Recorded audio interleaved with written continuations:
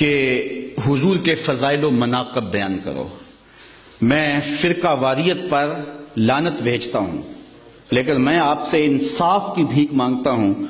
اگر یہ آپ اپنی اولاد کو یا کوئی کہے کہ نبی دیوار کے پیچھے نہیں جانتا تو مجھے بتاؤ کہ کیا اولاد آج نہیں تو کل پوچھے گی نہیں کہ آج جدید ٹیکنالوجی کے ذریعے سے پہاڑوں کی رگوں میں سونا کہاں پایا جاتا ہے یہ بھی دیکھا جا سکتا ہے، زمین کی تہوں میں تیل کہاں ہے یہ دیکھا جا سکتا ہے، اور نبی دیوار کے پیچھے بھی نہیں جانتا؟ سائنس آگے چلی گئی، نبی بہت پیچھے رہ گیا۔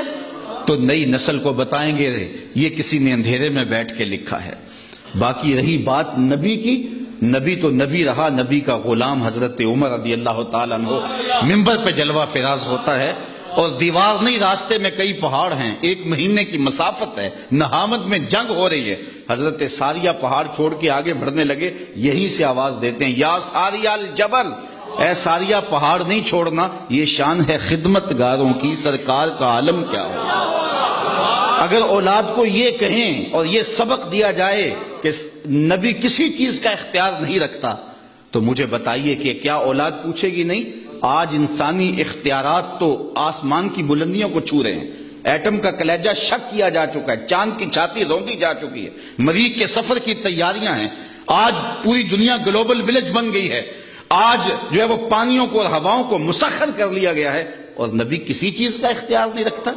تو اپنی اولاد کو بتانا ہوگا، نبی کے اختیار کی بات پوچھو، نبی انگلی اٹھائے چاند کے ٹکڑے ہو جائیں، سورج پلٹ کے عصر کے وقت پہ آ جائے، اور سڑیاں کھجوراں اگا جاندا ہے، اور پتھراں نو کلمے پڑھا جاندا، قطرے کو سمندر ذرے کو ستارہ کرتے ہیں، کونین کو خم آ جاتا ہے جب زلف سوارا کرتے ہیں۔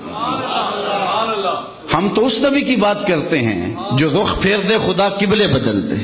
قبیلہ بنو سلمہ کی مسجد ہے، 4 رکعتی نماز ہے، 2 رکعتیں ہو گئی ہیں، 2 رکعتیں ابھی باقی ہیں، خاطر آطر میں بات آئی قبلہ بدل جائے تو کیا خوب، تو فوراً طائر سجدہ نشین کے پروں کے پھڑ پھڑانے کی آواز آنے لگی۔ محبوب پروگرام بن گیا تو پھر دیر کا ہے کا، ابھی رخ پھیر لو، یا اللہ تیری نماز تو پوری ہو لے۔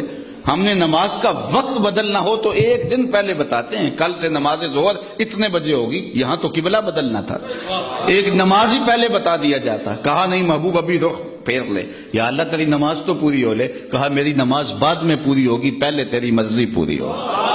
می وریا کستوریاں دا جدو یار نچوڑیاں زلفاں، تے قبلہ او دے بنیا سائم جدے یار نے موڑیاں زلفاں۔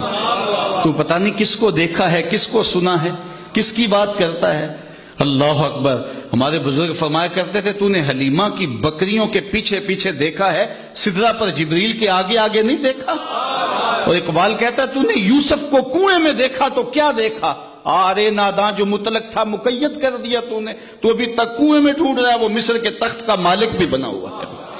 تو جب نبی علیہ السلام کی عقیدت سینوں میں پیدا ہوگی تو لازمی نتیجہ یہ ہوگا کہ حضور کا پیار پیدا ہوگا۔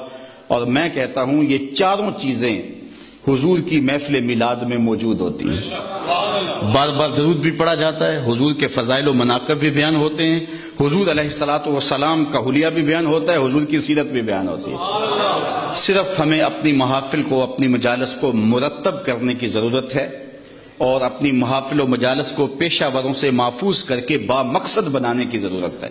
اگر ہم اپنی محافل کو، اپنی مجالس کو با مقصد بنا لیں تو ان محافل کے ذریعے سے ہم امت کو کھڑا کر سکتے ہیں، اور عشق رسول سے ہی امت کھڑی ہوگی۔